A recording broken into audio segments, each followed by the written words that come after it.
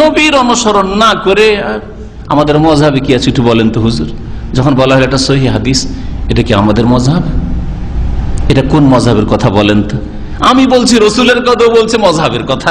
হানাফি হোক অথবা শাফি অথবা মালিকি হাম্বলি হোক, তার মানে নবীর সামনে আর এক মজহাব দাঁড় করছে। সে অনুসরণ করলো নবীকে? কখনো নবীর অনুসরণ করলো। সে কি করলো তাহলে? ঘাটতি করলো, ঘাটতি। এই জন্য বিদাতপন্থীরা নবীর ক্ষেত্রে দুটোই পাপ করে, অতিরঞ্জনও করে, অনেক ক্ষেত্রে অতিরঞ্জন করেছে, আর কি করে?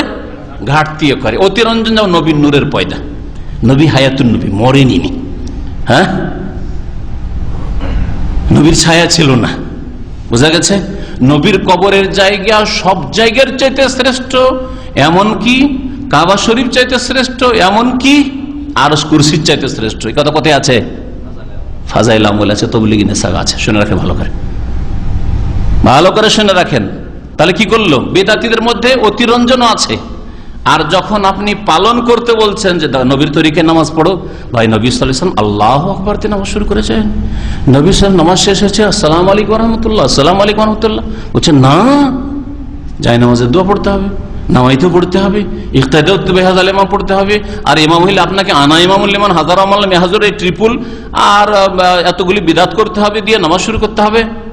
আর তারপরে সূরা ফাতিহা পড়া যেত না, রফেদান করা যাবে না, আমিন জোরে বলা যাবে না, হ্যাঁ, আস্তাগফিরুল্লাহ ওয়া আতুবু ইলাইহি, যেগুলো নবী করেছেন ওগুলো করা যাবে না।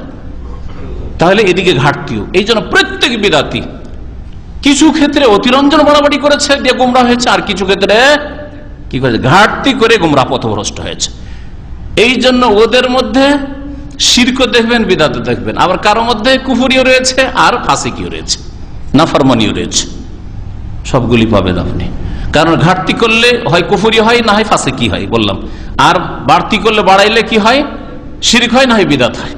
সবগুলি পাবেন বিদাতীদের মধ্যে।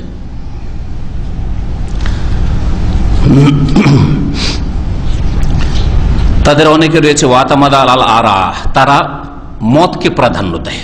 ফেকার কিতাবে কি আছে, ফতোয়া কিতাবে, ফতোয়া শামিয়াতে কি আছে, ফতোয়া আলমগিরিতে কি আছে, ফতোয়া কাজী খানে কি আছে,